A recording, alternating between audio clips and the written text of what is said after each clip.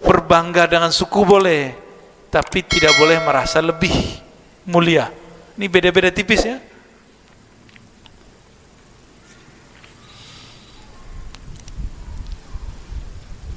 Saya baru saja dari Pontianak. Di sana para habaib dan para Arab-Arab yang bukan habaib dan kiai-kiai bergaulnya setara. Jadi mereka itu kayak setara, Pak. Itu ajib juga tuh di Kalimantan ya. Luar biasa kita lihat. Qala Ibnu Katsir, "Inna akramakum indallahi atqakum ay innama tatafadaluna indallahi ta'ala bittaqwa la bil ahsab." Kalian itu mulia itu hanya karena takwa di sisi Allah, bukan karena ahsab. Ahsab ini beda dengan ansab. Ahsab itu kebangsawanan. Kalau ansab nasab, ya. Dan disebutkan di sini di baris keempat, Nabi ditanya, "Ayyun nas akram?" Ketemu ya halaman 30. Qal akramuhum indallahi atqahum. Nabi ulang itu ayat. Yang paling karim di sisi mereka adalah yang atqa, yang paling bertakwa. Qalu laisa an hadza nas'aluk. Wahai Rasulullah, bukan itu yang kami mau. Lalu Nabi mengatakan, akramun nas Yusuf. Yusuf lah yang paling mulia. Nabiullah ibnu Nabiyillah, ibnu Khalilillah. Ya. Masih keturunan Nabi, ayahnya Nabi, kakeknya Nabi, kakek buyutnya Nabi sallallahu alaihi wasallam. Qalu laisa an hadza nas'aluk. Bukan ini yang kami tanya. Fa an ma'adinil Arab tas'alunani. Apakah kalian bertanya mengenai sumber-sumber orang Arab? Qalu na'am. Apa jawaban Nabi? Khiyarukum fil jahiliyati khiyarukum fil Islam. Orang yang zaman jahiliyahnya orang mulia, maka masuk Islam dia akan ikut mulia. Maksudnya gini, ada orang awam masuk Islam, ada doktor masuk Islam, beda nggak? Ada orang pasar masuk Islam, ada pendeta masuk Islam, beda nggak hasilnya? Beda ya? Nah, kira-kira begitu. Idza faquhu, ya, kalau di riwayat yang kami baca dari guru-guru kami, faquhu, betul-betul dalam pemahamannya. Bisa faqiha, paham aja. Kalau faquhu, ya, amik, fihi rusuh, ya, ada kedalaman. Sayyidina Abu Hurairah mengatakan, qala Rasulullah innallaha la yanzuru ila suwarikum wala ila amwalikum walakin yanzuru ila qulubikum wa a'malikum. Hadis Imam Muslim. Allah tidak pandang surahmu, bentukmu. Jadi hidung yang mancung nggak berarti lebih mulia daripada hidung yang pesek, nggak ada urusan itu, ya. Tapi orang kita nih senang banget sama hidung, ya. Tahu nggak antum? Orang-orang terutama perempuan-perempuan di Perancis itu operasi supaya hidungnya kurang, hidungnya kemajuan, Pak. Orang-orang Timur datang ke Korea Selatan cuma untuk mancung-mancung ini dong. Kita begini-gini aja tadi ya. Allah itu tidak mandang kamu dengan surahmu, bentukmu, wala amwalikum, bukan juga hartamu, tapi kolbu dan amalmu. Nah, kolbu kita nih bening atau tidak? Sebening apa kolbu kita, semulia itulah pandangan Allah ke dalam kolbu. Itulah sebabnya sering-sering sebut nama Allah, karena nama Allah ini kalau diturunkan, jadi Quran itu diturunkan ke gunung, kharra, ya, dia akan tunduk langsung. Itu Quran. Quran isinya kalam Allah, kalam Allah isinya nama Allah. Kalau nama Allah dimasukkan ke dalam kolbu, kolbu jadi tunduk dan dia menjadi berat. Kolbu itu nanti jadi berkualitas. Bapak pernah belajar tasawuf, ngaji kitab tasawuf, tapi nggak ngefek. Itu karena di kolbu yang ngajar belum ada nama Allah. Dia ngajar kitab sih bisa, ngajar tasawuf nggak bisa, itu bedanya. Cuma bisa mengajarkan kitab tasawuf, bukan ngajarin tasawuf. Dua hal yang berbeda. Ngajarin kitab mah gampang. Tasawuf kan urusan kolbu, urusan ruh. Bukan berarti sudah dapat ijazah kitab kemudian ruhnya sudah dapat ijazah, belum tentu. Ya. Hadis yang sama dibaca oleh dua orang yang berbeda. Satu ahli fikih, satu ahli kolbu, rasanya beda. Taib. Karena Allah memandang ke dalam kolbu, jangan terlalu sibuk dengan penampilan zahir. Nggak dapat rida yang mahal, yang apa adanya lah ya. Jangan sibuk dengan penampilan yang zahir. Ada kelompok sibuk dengan zahir ya. Celana dinaikin-naikin tuh ya. Menurut dia bisa wusul kepada Allah dengan begitu kali ya. Kasihan ya. Coba antum ketemu nggak Nabi pakai celana jingkrang, ada nggak hadisnya? Ini serius loh. Ini bukan canda deh. Ketemu nggak? Aneh nggak ketemu soalnya. Kalau ada yang ketemu tolong kasih tahu. Hah? Semua riwayat mengenai pakaian Nabi, Nabi itu pakai celana atau pakai izar, sarung. Pakai sarung. Beruntung nih pakai sarung ya. Alhamdulillah. Oh inti pakai celana ya. Bid'ah sendiri dia. Tapi dia nggak jingkrang. Dan lucu sekali, pakai celana gunung, masuk masjid di belakang imam. Ya salam. Dia merasa dirinya ahlus sunnah. Inilah sunnah Nabi. Celana jingkrang, celana gunung. Yang paling parah pakai celana dalamnya orang Arab, tahu nggak? Tahu? Tahu kan? Panjang. Celana dalam orang Arab tuh panjang, Pak. Tolong jangan malu-maluin kita. Jangan sholat pakai celana begitu. Di belakang imam lagi ya salam ya. Tusolli bil bantalun. Gitu bahasa Arabnya. Wa minha an Abi Dzar radhiyallahu ta'ala anhu dan Nabi sallallahu alaihi wasallam qala lahu unzur fa innaka lasta bi khairin min ahmar wala aswad illa an tufaddilahu bittaqwallah. Jadi si Abu Dzar ini pernah narsis dan rasis. Abu Dzar radhiyallahu ta'ala anhu pernah ngejek Bilal. Bilal tuh hitam, Pak. Terus apa kata Abu Dzar? Ya aswad. Bener kan dia hitam? Terima nggak dia digituin? Enggak. Gua hitam tapi jangan dipanggil hitam. Itu tuh. Aneh-aneh, ada yang gendut tuh jangan dipanggil gendut. Itu betul-betul bikin dia terpuruk gitu. Ndut gitu. Kasihan tuh orang. Jangan dipanggil begitu. Kasihan. Abu Dzar ini pernah ngerjain Bilal.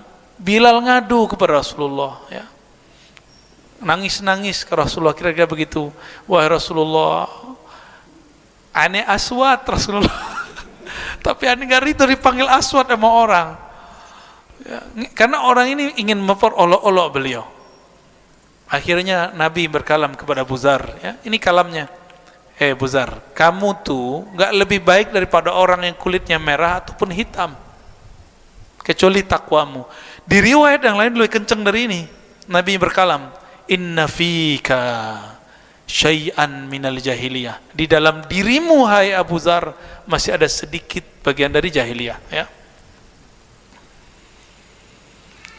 Ini kita ketika pemilu isu-isu ini rame ya. Mohon maaf. Isu Jawa, Cina, Arab, ini nggak baik ini. Janganlah begitu lagi. Pribumi, non pribumi, siapa sih yang sebenarnya pribumi di negeri ini? Cek DNA-nya Pak, bener nggak kita asli orang Indonesia? Jangan-jangan orang Afrika lagi aslinya nggak? Kita ini ngerasa aja kita lahir di sini tuh. Siapa tahu antum ini dominan Sunda, siapa tahu dominan Bugis, siapa tahu dominan Cina, ya kan?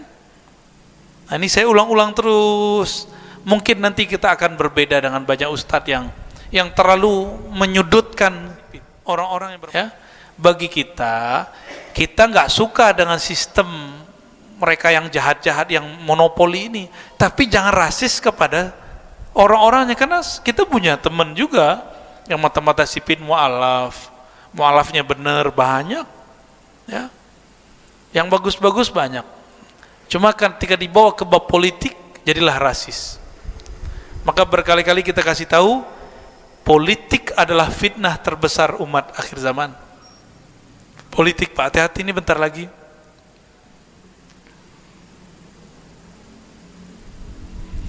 Di hadis yang berikut, Hubaib ibn Kharrash al-Asri mendengar Nabi SAW yaqul, al-muslimuna ikhwah, orang Islam itu bersaudara. La fadla li ahadin, tidak ada kelebihan seorang pun mereka ala ahadin, terhadap yang lain. Ini saya kasih tahu jelas-jelas Pak, saya dan Bapak semua tidak ada kita kelebihan apapun, gak ada sama sekali. Maka jangan terbersit, saya, aku, gua lebih baik dari yang di samping. Nah itu, hati-hati tuh, itu pasti iblis tuh dalamnya tuh. Itu sama aja ke orang di samping, kelompok di samping, sama ya, nggak boleh juga tuh. Torikot ini dengan torikot itu, mazhab ini dengan mazhab itu, nggak boleh juga. Illa bittaqwa, kecuali dengan at-taqwa. Saya mau tanya, takwa itu pakaian atau isi dada?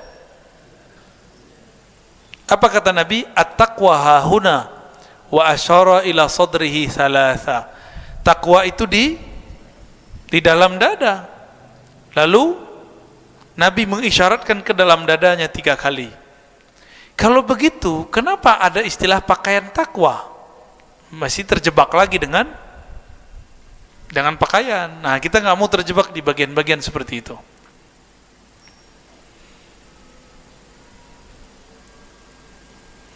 Bayangkan Bapak Ibu Saudara yang muliakan Allah, Nabi di zaman itu belum ada namanya HAM, belum ada namanya antisara, belum ada kuliah S1, S2, S3. Sudah berbicara 14 abad yang lalu hal-hal yang hari ini baru disadari seabad yang lalu. Penghapusan perbudakan secara global itu kan baru di Amerika ya. Tapi yang pertama kali buat siapa nih? Rasulullah SAW. Nabi itu nggak mungkin menghadang sistem yang sudah ada, perbudakan, nggak mungkin dihadang. Maka beliau diilhamkan, diwahyukan oleh Allah, setiap kali ada kafarah itu ujungnya pembebasan budak. Itu cara Allah. Ya. Langsung ke halaman 31.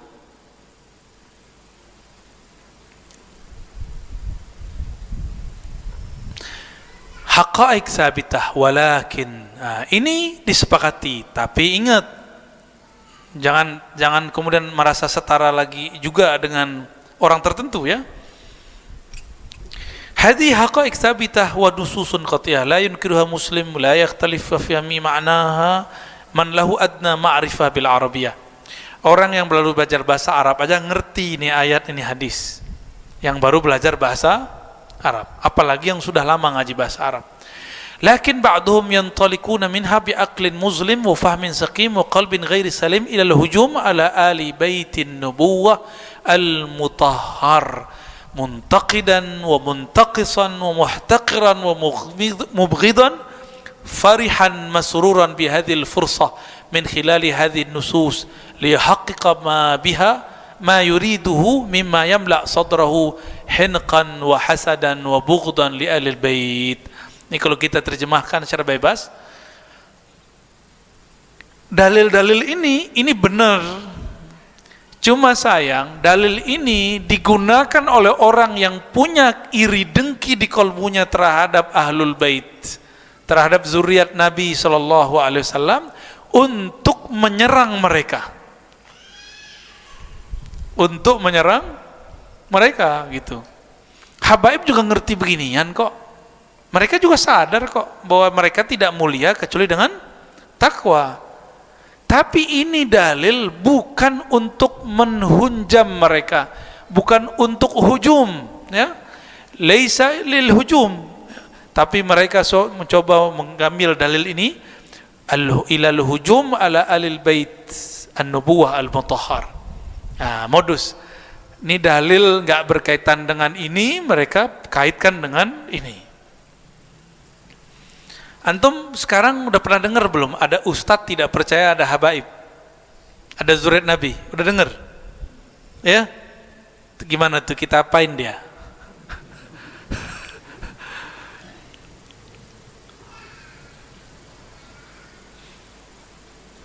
Di masa Nabi ahlul bait nggak boleh terima zakat, benar nggak? Berarti mereka dibedakan dengan yang bukan ahlul bait. Ketika Sayyidina Al-Hasan dan Husain mau mengambil makanan kurma itu di kebun yang diwakafkan. Ada riwayat yang lain di kebun itu nggak ketahuan ini sedekah apa bukan. Udah masuk ke mulutnya langsung Nabi ambil, keluarin. Apa kata Nabi? Ini sedekah. Bisa jadi ini sedekah dari yang punya, dan ini tidak pantas kamu makan. Sedekah itu kotoran harta, sedangkan ahlul bait disucikan Allah. Liyuzhiba ankum, kan gitu ya, jelas sekali. Witahhirakum, jelas itu ayatnya, bahwa mereka Allah hilangkan dari mereka kotoran dan Allah bersihkan dari noda-noda. Maka para zuriat Nabi ini sebenarnya nggak boleh makan yang ahlul bait utama, ya. Tidak boleh secara adab memakan barang-barang sedekah. Nah, untung antum nggak masuk, ya. Jadi halal makan sedekah itu. Kecuali minal fuqara, dia sayyid, dia syarif, dan dia fakir, itu dibolehkan, ya.